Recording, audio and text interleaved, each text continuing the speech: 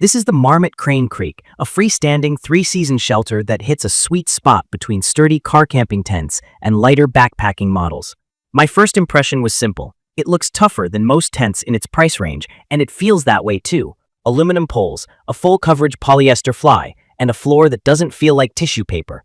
I noticed the geometry right away, the X-pole plus a short brow pole that pushes the sidewalls up and out. That little crossbar matters. It keeps the ceiling from collapsing in on you and makes the interior feel bigger than the footprint suggests. From my experience, setup is straight ahead. Color-coded webbing, all clips, no sleeves. I can pitch the inner and get the fly on in a few minutes, even at dusk. There is a quirk worth calling out. The main hubbed pole can fight you when it's brand new. The tension sometimes pops a pole tick out of the corner grommet while you're working the opposite side. The fix for me was to make sure every pole segment is fully seated, then twist the pole gently into the grommet rather than forcing it straight down. Once the brow pole is in, the body goes taut and the fly buckles cleanly at the corners. Key features that stand out to me are the dual doors, dual vestibules, the fully seam-taped fly and floor, and the sturdy aluminum frame. 2 big side doors mean no crawling over a partner at midnight. 2 vestibules mean each person gets their own gear garage. Inside, the mesh-to-fabric mix feels right for warm weather airflow, with enough privacy panels at the lower half to cut drafts. The floor and fly are polyester with waterproof coatings, and all the scenes are taped from the factory. In real storms, that's the difference between a restful night and the slow drip that drives you nuts. On size, the 2P model gives you around 86 by 50 by 43 inches of living space, which works out to roughly 31 to 32 square feet. I'm comfortable sitting up on a thick pad without brushing my head against the mesh, and that's due to the brow pole. The vestibules aren't massive, but each one easily takes a 60 to 65 liter pack, boots, and a small cook kit when it's raining. Doors are tall and easy to swing through, and the zippers run true if you don't crank them at an angle. I've had one snag when I rushed and forced it. Slow it down and it's fine. Weather is where the Crane Creek earns its keep. I've ridden out multiple spring and fall storms, including 4 wet nights in a low, soggy site that tried to turn into a puddle. The inside stayed dry. The 1500 mm fly and 2000 mm floor coatings, plus that factory seam taping, do real work when the rain sets in. Wind-wise, the frame holds shape well when you guy it out, but here's the thing. The stock stake and guy line count felt light. I added extra stakes and a couple of reflective guy lines to brace the width and tension the fly.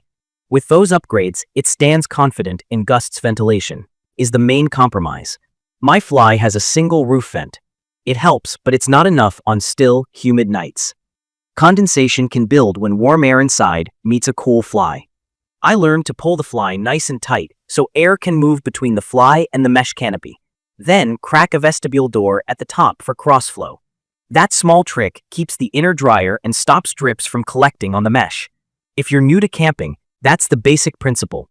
Give the tent a path to exhale, especially when temperatures drop overnight. Weight and packability land in the middle of the road. The 2P comes in at a little over 5 pounds and packs to about 24 by 8 by 8 inches. For ultralight backpacking, that's not light.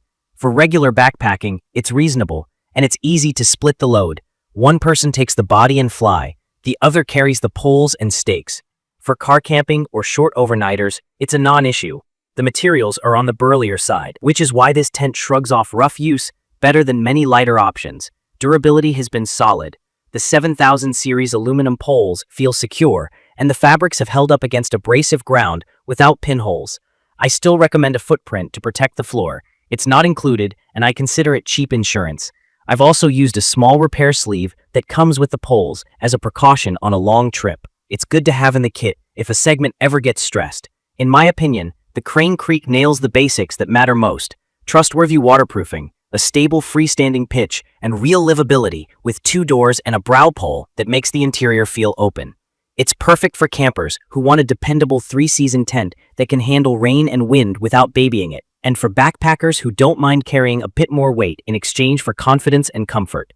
The design does ask you to manage condensation intentionally and plan to add a footprint and a few extra stakes for rough weather. From my experience, the 2P size is best for one person who likes room to spread out, or 2 people who pack clean and use their vestibules well.